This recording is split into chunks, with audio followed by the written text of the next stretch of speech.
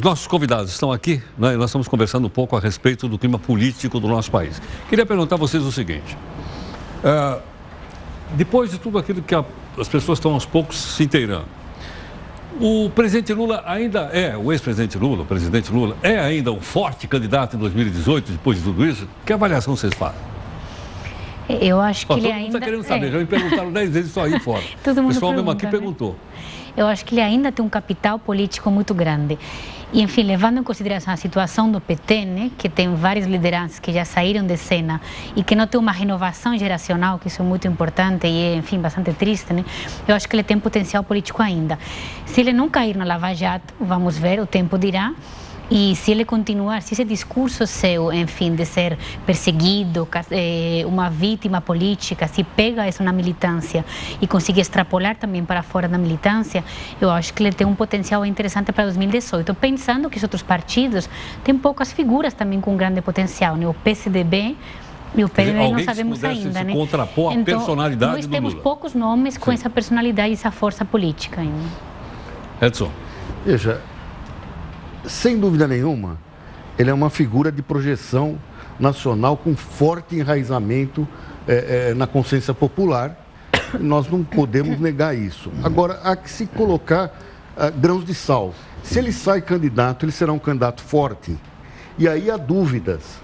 Porque se o partido enfraquece e se funciona esta proibição de certo tipo de financiamento, há que se ver que tipo de acordo de liderança que é capaz de soldar o Brasil nas bases que põe a ele como cabeça de chapa. Então, do ponto de vista do marketing pessoal, eu não tenho dúvida, mas o Brasil, como o resto da América Latina, está longe de funcionar com personalismo do chefe do executivo e do candidato. Ele funciona, na verdade, na base de um enorme sistema consociativo, num sistema em que as pessoas se associam amplamente e aí sim fazem governo. É um equívoco, creio eu, achar que o nosso sistema é hiperpresidencialista ou exageradamente personalista. O nosso sistema tem um parlamento, comparativamente ao resto do mundo, extremamente forte, com poder de veto sobre as iniciativas presidenciais, com capacidade de articulação, com capacidade na formação do governo.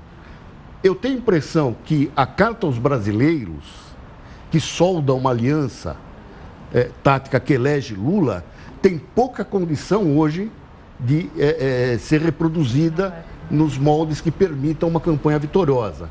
E o segundo aspecto complicado é saber quanto de saúde tem Lula para enfrentar um desafio dessa magnitude, mas aí só ele é que pode responder. Eu discordo. Eu acho que o hiperpresidencialismo é uma característica do continente, do subcontinente latino-americano, e ele é demonstrado em diversas formas. No plano jurídico, ele aponta para um excesso de competências e atribuições para o presidente. Por exemplo, poder normativo. O que fez Cristina Kirchner na Argentina, o que fez o Lula, fez o Fernando Henrique, ou faz desde 88, com a expedição de medidas provisórias.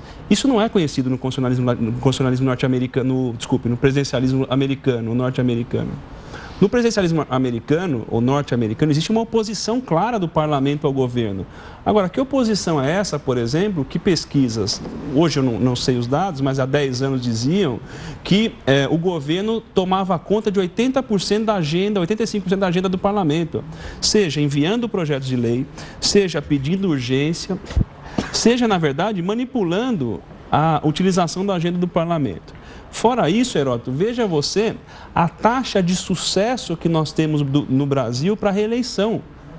Ou seja, no Brasil, os candidatos que vão para a reeleição têm uma taxa de sucesso que, se eu não me... Eu tenho, às vezes, esse dado eu não tenho na cabeça, mas, se eu não me engano, supera 70%, está entre 60% e 70%. Ou seja, há personalismo, sim. E, ademais, nós temos umas estruturas partidárias, um multipartidarismo que ele não é um problema em si. Por exemplo, a Espanha tem mais partidos que o Brasil, que eu saiba, só que eles não conseguem chegar ao parlamento nacional, os partidos, por exemplo, que ficam unicamente nas comunidades autônomas, que os grandes partidos, inclusive, nem chegam a alguns deles. O problema não é esse, o problema é você permitir que todos eles cheguem no parlamento e pratiquem esse modelo, né, que pela fragmentação fragiliza a composição do governo. Agora, nada, na minha opinião, muda no Brasil se não houver uma reforma partidária. Nós estamos falando de reforma do sistema de governo, reforma de outras práticas, acabar com a reeleição. Sem uma reforma partidária nesse país, sinceramente, não vejo possibilidade de sucesso ou de revisão desse modelo que nós temos. Bom, para a gente concluir então, Edson, sua conclusão. Bem, Sem ser interrompido pelos demais. Não, a conclusão desse debate é o seguinte: há um bom grau de dissenso sobre o que foi conversado, mas curiosamente houve uma sessão de enorme consenso. É entender que a democracia supõe um consenso mínimo Sim. sobre convivência recíproca e sobre observação de regras. Dentro deste consenso que nós chegamos tão amavelmente, eu creio que uma coisa importante é a gente ter uma crença comum que as instituições podem se depurar sem que a gente balance demais o barco, com perigo de emborcar água dentro dele. Porque se há também uma constante na história da América Latina, não é tanto o problema do hiperpresidencialismo, mas é o problema de sistemas de governo que às vezes chegam em impasses tais que a única solução possível é uma descontinuidade a prejuízo do aprendizado coletivo que vamos fazer. Quer dizer que, mesmo que eu estiver errado e os promotores hoje estiverem fazendo excesso, nós temos como aprender coletivamente e corrigir esses erros para o futuro. Eu concordo muito, né? Eu acho que o Brasil está Mas eu não vivendo... fosse vocês para concordar aqui. Pô. Aí concordo. Toda hora. Acho que o Brasil está vivendo um período bem delicado, me parece. Um momento politicamente bem frágil, socialmente bem frágil também. Então, me parece absolutamente necessário cautela, senso de responsabilidade por parte de todas as instituições. Estou falando aqui de instituições partidárias, jurídicas e pela própria sociedade, né? Porque nós também somos atores políticos. Porque senão o risco é justamente o que o Edson falava, né? O risco é justamente o trauma político, o drama político que o país está vivendo hoje. Então, não importa que tenhamos alterações ideológicas, partidárias, isso é saudável de toda a democracia. Faz parte da democracia. Mas não podemos ter rupturas traumáticas como estamos vendo hoje, porque isso é absolutamente trágico para uma sociedade que queira transformar numa democracia em algo saudável e cotidiano. Eu concordo também com o Edson, concordo com a Esther a respeito das afirmações. Mas eu gostaria também de dizer que o Latinobarômetro, essa instituição chilena importante para o nosso continente, acaba de dizer que no Brasil a queda na confiança da democracia é brutal.